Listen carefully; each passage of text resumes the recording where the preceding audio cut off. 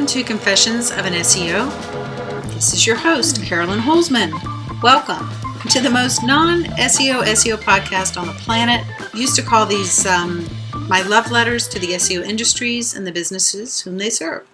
And then Ted Kubitis started calling it Radiolab, but for SEO. And I really like that because I think that more accurately reflects probably what it is, the experience of being a listener. And so I really appreciate that.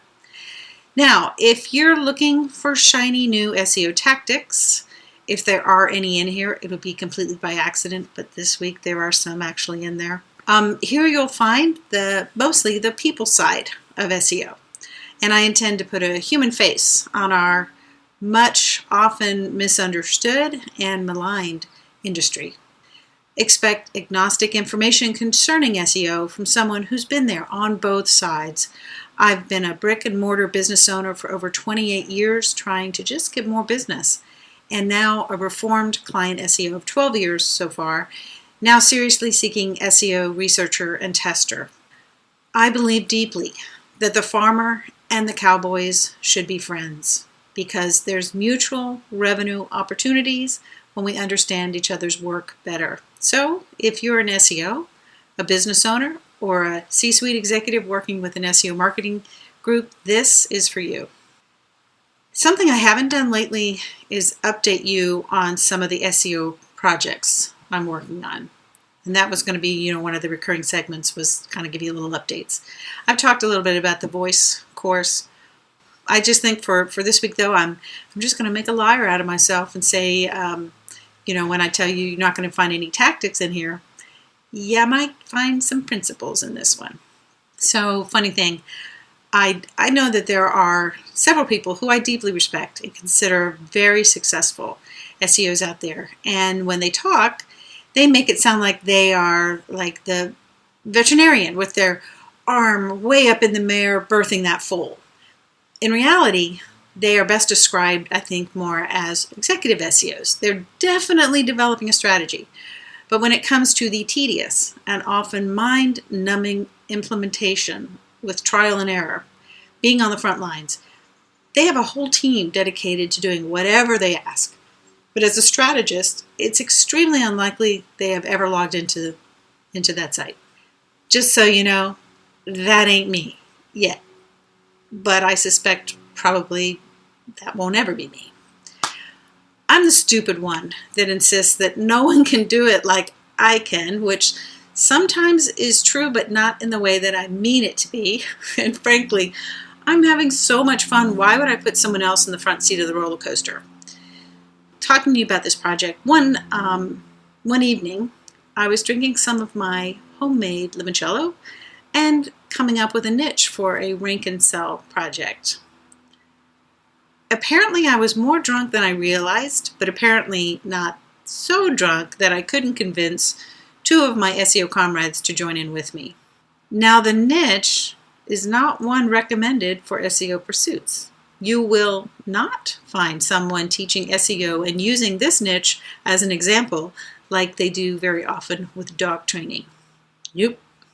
This one is like the scene out of Lord of the Rings when Aragorn and Gimli are speaking before battle and after he's apprised of all the elements of the fight, Gimli leans back, smokes his pipe and says, "Certainty of death, small chance of success. What are we waiting for?" It was that kind of niche. Keyword research ensued, competition assessed, at least in how we used to assess competition. We have a much better way now. Better late than never, and likely would have been impossible to discover without doing what we did. Domains were bought. We decided we could do what we were hoping to achieve without any backlinks. It was essentially a one-page site with maybe a privacy policy and a contact. Now, for the professional SEOs out there, don't be too quick to judge a fellow drunk SEO professional. I'll tell you the end of the story, but before I do, I just want to say this was a terrific learning experience and one that soon we'll be chopping that L off the learning and it will be an earning experience. I know you have questions, so let me see if I can guess a few. Were we successful in ranking without backlinks? Sort of, but not for long. But in the meantime, before we got the site into the link graph, we discovered something even more sinister that was holding us back. I use tools just like every SEO out there, but one I specifically use is Quora, which is a beautiful and an awesome SEO tool that, to most other diagnostic tools, it's the way Photoshop is like CorelDRAW or Formula One car is like a VW.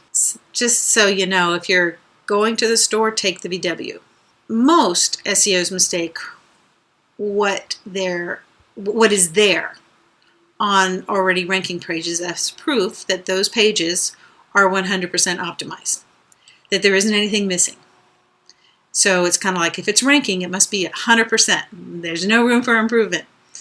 But if you actually look at some of these ranking pages, you really can see that for a majority of the non-high dollar niches, they aren't highly optimized, like say, the big favorite is DUI Attorney Los Angeles.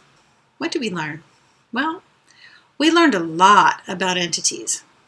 And what are entities, you may ask? Now, I'm going to answer this in a way, if you're an SEO, I'm sure it's perhaps even something you feel strongly about and you're thinking we're inviting discussion. I am not. Technically, how I look at entities, it's something that has a page in Wikipedia. So it's a big deal in SEO technically. If you cluster entities together, you start to develop topics, and those topics are ones that Google recognizes. We know Google uses existing databases of relational knowledge because they tell us.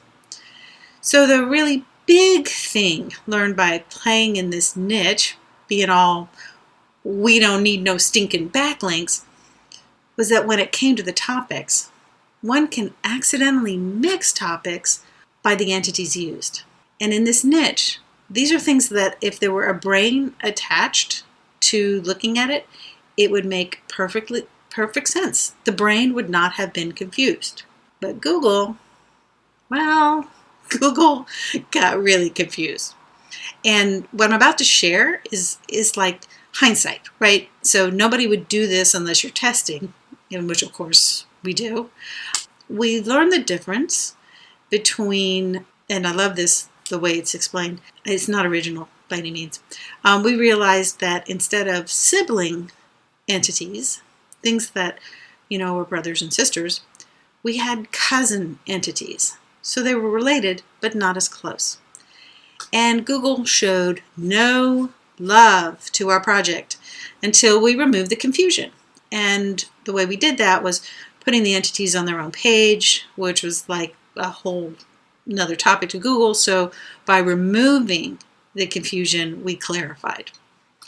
And then, of course, we added some backlinks, simple ones, basic ones, nothing insane. And now, drum roll please, the site is sitting on page 1, outranking the area's biggest player in that niche, just right below one of the directories.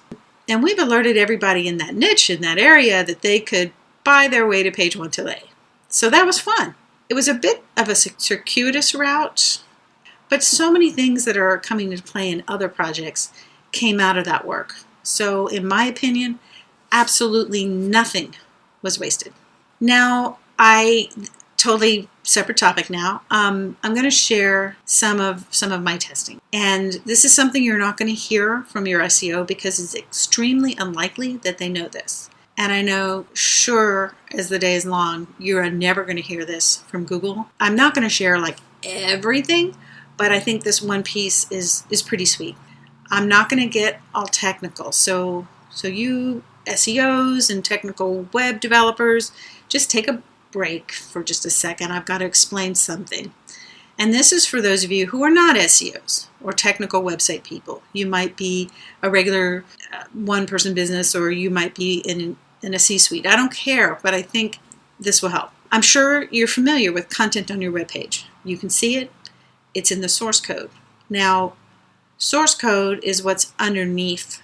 It's actually the code that makes that page draw the way that it does. So you can see it when you do a right click with your mouse and select View Source. And what you see is what they call basic HTML. That's the markup language, so there's no fuss, no muss. But there's another way to use that code. Oftentimes you see the word JavaScript. And all you really need to know about it is that it's more involved. The code on the page pulls information from another place on your server, which displays when you look at the page in the browser. By the browser, I mean you have Chrome or Firefox or God knows what else. Now, if you have a page that was created with a lot of this JavaScript, you can look in the code, but when you do that right-click View Source, you're not going to be able to see all that text. If it's a page full of products, you won't see that link to that picture or the description in the code. So this other type of code, as I've said, is more complicated. And normally, when Google is working 100%, Google can see it. You don't see it, but Google can see it. If Google can see it, all that content it's going to be pulling into that page, all those words, all those images, essentially all those topics that together they imply, it all counts when they start to use that information to calculate how they score your page. And how they score your page, ultimately, we see when we see a page of search results, right? We know somebody did enough that now they're ranking in the number 1 spot. Someone did just slightly less, and now they're in the number 2 spot. I won't go further into that. What if Google cannot see that fancy source code? Well, a few ways that might be observable. You might see a mysterious drop in your rankings. You might see it as less traffic, maybe. You might see it as fewer conversions, less forms coming in. I mean, really, we're describing a marketing nightmare. I have shared some of this before, but I wanted to share with you a little bit more like nuts and bolts of it. Because through testing, we know with a high degree of certainty when Google is able to read that much more complicated content. And more importantly, when they do not or cannot. Every week, I and several other testers are pushing out test pages to see what Google is picking up. And so when we launch these pages and we have a way to isolate these pages so we can see them, we know if Google is doing both ways of reading that content or just one or none. It's really important for people to know this. But why? Why am I sharing this? Why am I making it a big point? And I think, frankly, because I don't want any good SEOs fired or agencies let go for the reasons that are outside of their control. I think if most business owners or business principals understood this, they would not be so quick to blame the SEO, the marketing department, the agency the marketing department hired, because when they do, what they're really doing is shooting themselves in the digital marketing foot. I've gone into that in a couple of episodes before, like what that actually means when you shoot yourself in the foot. When you take somebody who has perhaps worked in, let's say, an entire year or more on your website, there's nobody more familiar with it. That's why I think it's just ridiculous to hold them responsible for something that is outside of their control. And I think if more SEOs knew when things were working and when they weren't, they could be proactive and go to the decision makers or go to their next person higher up and basically say, hey, I need to make you aware of this. Because that is also going to cement that SEO or that agency as someone who truly has demonstrated that they've got the back of the business. So anyway, keep listening, because when this particular piece of Google comes back online, I promise I will dedicate a whole episode about it. It's that important. Okay, this brings us to the end of this, what is now penultimate Vermont episode. One more and then it's back to Texas. Thank you for listening. I appreciate receiving your questions and comments, which you can send to confessions@americanwaymedia.com. If you missed it, in keeping with the latest episode last week, the bits and bobs, I am asking for both SEOs and businesses to send in their observations and experience. And it's too involved to go in here, but if you listen to it, you'll know if you have something or not to share. And thank you. Please continue to let your friends know about Confessions. If you want to share it with other colleagues or business owners, just copy the URL of the episode. And of course, you can just tell them to Google Confessions of an SEO. You cannot miss it. We all stand to make more business and success with each other when we both, the SEOs and the business owners, understand each other better. This is your host, Carolyn Holzman. Thank you for your time, and I will see you in the service.